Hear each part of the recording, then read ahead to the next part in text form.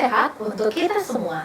Semoga dalam pertemuan kali ini kita semua masih dalam kondisi yang baik dan sehat, dan tentunya semangat untuk memulai video pembelajaran kali ini. Masih bersama dengan Ibu Dina yang akan memandu kamu, dan kali ini kita akan membahas proses pernapasan dada dan pernapasan perut serta mekanisme pertukaran oksigen dan karbon dioksida di dalam tubuh.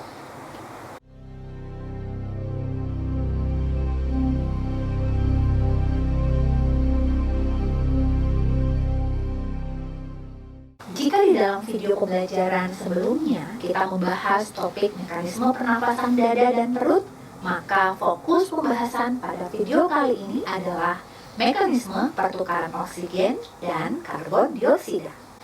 Pernahkah kamu memperhatikan saat kamu sedang berolahraga ataupun berlari, terjadi perubahan frekuensi pernapasan pada diri kita? Dan hal ini tentunya berkaitan dengan pertukaran oksigen dan karbon dioksida yang terjadi di dalam tubuh. Melalui video berikut ini, kita bisa melihat kembali organ-organ pernafasan kita yang juga berkaitan dengan sistem sirkulasi. Selain itu, kita bisa melihat terjadinya pertukaran antara oksigen dan karbon dioksida di dalam tubuh. Yuk, kita mulai pembahasannya. Dari penjelasan sebelumnya, kita akan melihat bahwa proses pertukaran yang terjadi tidaklah semudah seperti kita bernafas setiap saat. Nah, sebelum kamu semakin nambah penasaran nih, kita mulai saja pembahasannya. Kali ini kita akan membahas tuntas tentang mekanisme pertukaran oksigen dan karbon dioksida. Pertukaran oksigen dan karbon dioksida terjadi di dalam kapiler secara difusi di dalam alveolus dan juga sel-sel jaringan tubuh kita. Yang pertama, kita akan membahas tentang pertukaran oksigen di dalam tubuh. Dalam keadaan normal, oksigen yang dibutuhkan adalah sekitar 300 ml per hari.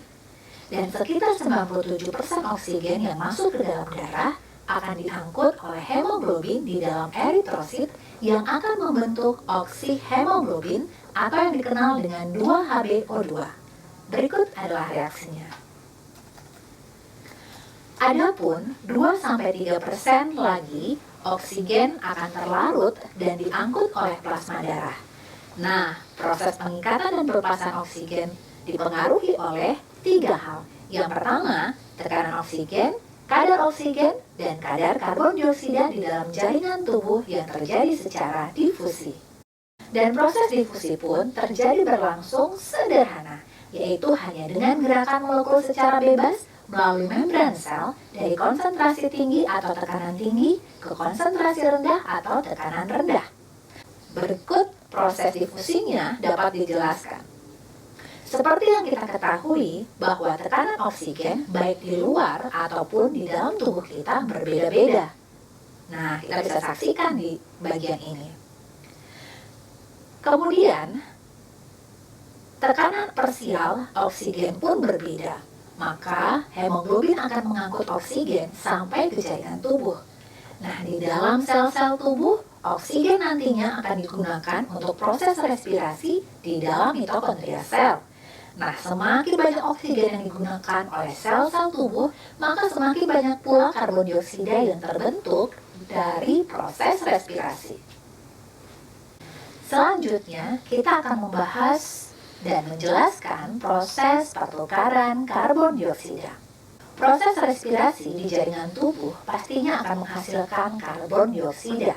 Hal ini menyebabkan tekanan parsial karbon dioksida dalam tubuh lebih tinggi dibandingkan di dalam kapiler vena.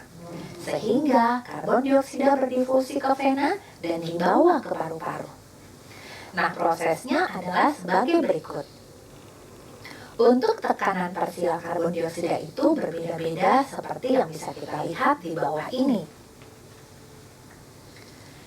Karena adanya perbedaan tekanan parsial tersebut, akhirnya karbon dioksida tersebut akan dikeluarkan dari tubuh melalui proses ekspirasi. Pengangkutan karbon dioksida oleh darah dilakukan dengan 3 cara.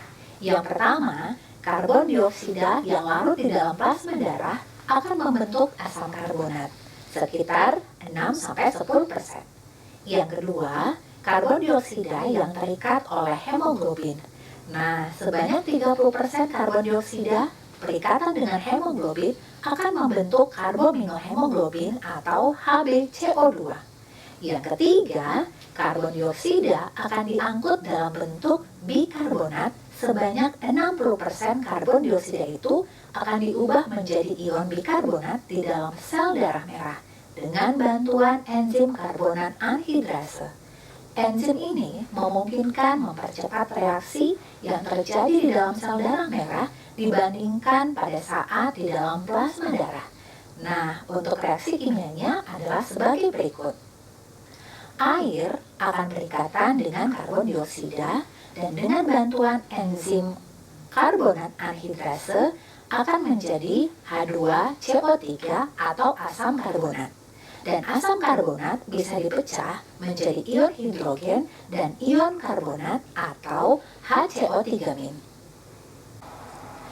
Adapun proses mekanisme pertukaran oksigen dan karbon dioksida berdasarkan prosesnya terjadi dengan dua cara sebagai berikut. Yang pertama adalah pernafasan internal, yaitu pertukaran gas di dalam jaringan tubuh. Organ yang berperan adalah kapiler darah dan jaringan tubuh yang diangkut oleh aorta menuju arteri yang diangkut berupa oksigen. Kemudian vena cava baik superior dan inferior akan mengangkut karbon dioksida. Yang kedua yaitu pernafasan eksternal atau pertukaran gas di dalam paru-paru. Yang berperan adalah kapiler darah dan paru-paru yang diangkut berupa oksigen di dalam vena pulmonalis dan karbon dioksida diangkut oleh arteri pulmonalis. Nah, untuk proses lengkapnya adalah sebagai berikut. Yang pertama, kita akan membahas bagaimana proses dari pernafasan eksternal. Berikut disajikan gambar alveolus, kemudian ada membran respiratori, dan ada eritrosit dan plasma darah. Pertama, karbon dioksida yang ada di plasma darah langsung berdifusi keluar menuju alveolus. Kemudian bentuk dari karbon dioksida yang lain, yaitu yang diangkut dalam ion bikarbonat di dalam plasma darah, akan berikatan dengan ion hidrogen yang nantinya akan membentuk asam karbonat dan akan diuraikan kembali menjadi H2O atau air serta karbon dioksida. Nah, karbon dioksida inilah yang juga akan dilepas ke alveolus. Sebagian besar ion bikarbonat yang ada di dalam plasma darah akan masuk ke dalam eritrosit. Pada saat ion bikarbonat ini masuk ke dalam eritrosit, nantinya akan terjadi pertukaran ion klorid. Jadi ion kloridnya itu akan keluar dari eritrosit. Kemudian dari eritrosit, ion bikarbonat akan berikatan lagi dengan ion hidrogen membentuk asam karbonat atau yang dikenal dengan H2CO3. Dan H2CO3 ini di dalam eritrosit akan diuraikan kembali menjadi air dan karbon dioksida. Lagi-lagi, karbon dioksida ini juga lah yang akan dikeluarkan menuju alveolus. Kemudian, karbon dioksida yang ada di dalam eritrosit itu akan berikatan dengan Hb membentuk karbaminohemoglobin dan akan diuraikan kembali menjadi hemoglobin dan karbon dioksida. Nah, nantinya karbon dioksida ini juga yang akan dikeluarkan menuju alveolus. Kemudian, oksigen yang ada di alveolus akan masuk ke dalam kapiler darah secara difusi. Kemudian, sebagian itu akan terlarut dalam plasma darah.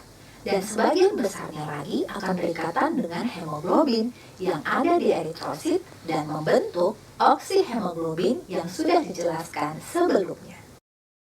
Yang kedua, kita akan membahas bagaimana proses dari pernafasan internal. Kalian bisa lihat pada gambar berikut. Ini adalah gambar bagian dari kapiler darah. Kemudian ada membran kapiler serta ada jaringan. Nah, langkah yang pertama kita akan mulai dari oksigen terlebih dahulu.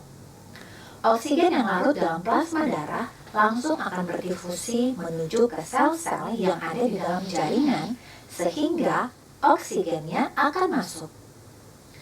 Kemudian, oksigen yang berikatan dengan hemoglobin di dalam eritrosit akan dipecah menjadi Hb dan oksigen inilah yang nantinya akan masuk ke dalam jaringan. Selanjutnya, karbon dioksida yang ada di dalam sel tubuh kita hasil metabolisme akan dikeluarkan secara difusi secara langsung menuju plasma darah. Kemudian, karbon dioksida yang lain yang ada di dalam plasma darah akan berikatan dengan air membentuk H2CO3 atau asam karbonat. Dan kemudian akan diuraikan kembali menjadi ion bikarbonat dan juga ion hidrogen. Kemudian, karbon dioksida juga akan masuk ke dalam eritrosit berikatan dengan air membentuk asam karbonat dan diuraikan lagi menjadi ion hidrogen dan ion bikarbonat. Nah, ion bikarbonat ini nantinya akan dikeluarkan dari eritrosit. Kemudian, saat ion bikarbonat itu keluar dari eritrosit, ion klorid akan masuk ke dalam eritrosit dan di sini terjadi pertukaran ion klorida dan akan mempercepat reaksi. Kemudian, ion hidrogen itu harus dilepaskan karena bersifat racun yang nantinya bisa berikatan dengan hemoglobin. Sementara karbon dioksida juga yang ada di eritrosit dapat berikatan dengan hemoglobin membentuk karbominohemoglobin. Yang perlu kamu tahu adalah tidak semua karbon dioksida dikeluarkan menuju alveolus. Hanya 10% yang dibebaskan ke udara, sementara 90% yang lainnya tetap di dalam darah. Kenapa ya? Begini jawabannya. Karena 90% ini sebagian besar diangkut dalam bentuk ion bikarbonat yang merupakan buffer atau merupakan penyangga. Jadi apabila kadar karbon dioksida dalam darah itu tinggi, maka pH dalam darah itu akan turun, sehingga darah menjadi asam. Sedangkan jika kadar karbon dioksidanya rendah, maka kadar pH akan naik dan sifat darah menjadi alkali. Nah, jadi HCO3- ini berfungsi sebagai penyangga pH darah. Apabila terjadi gangguan dalam pengangkutan karbon dioksida, maka akan terganggu pula buffer dalam darah kita, sehingga nantinya akan menyebabkan penyakit, yaitu penyakit asidosis, yang akan kita bahas dalam video pembelajaran selanjutnya, yaitu tentang gangguan atau kelainan pada sistem pernafasan.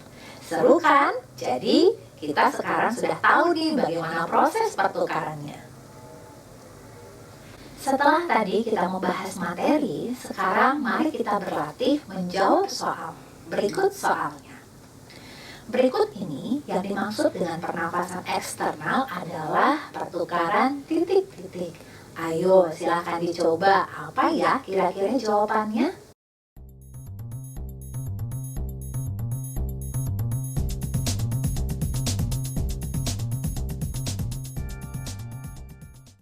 Ya, tepat sekali. Jawabannya adalah A. Oksigen dari udara bebas dengan karbon dioksida dalam rongga paru-paru. Demikian video pembelajaran kali ini tentang topik mekanisme pertukaran oksigen dan karbon dioksida. Sampai bertemu dalam video pembelajaran selanjutnya tentang kelainan ataupun gangguan penyakit pada sistem pernafasan. Mari selalu bersyukur, karena bersyukur itu nikmat dan sabar itu indah. Stay safe and stay healthy. Tuhan Yesus memberkati.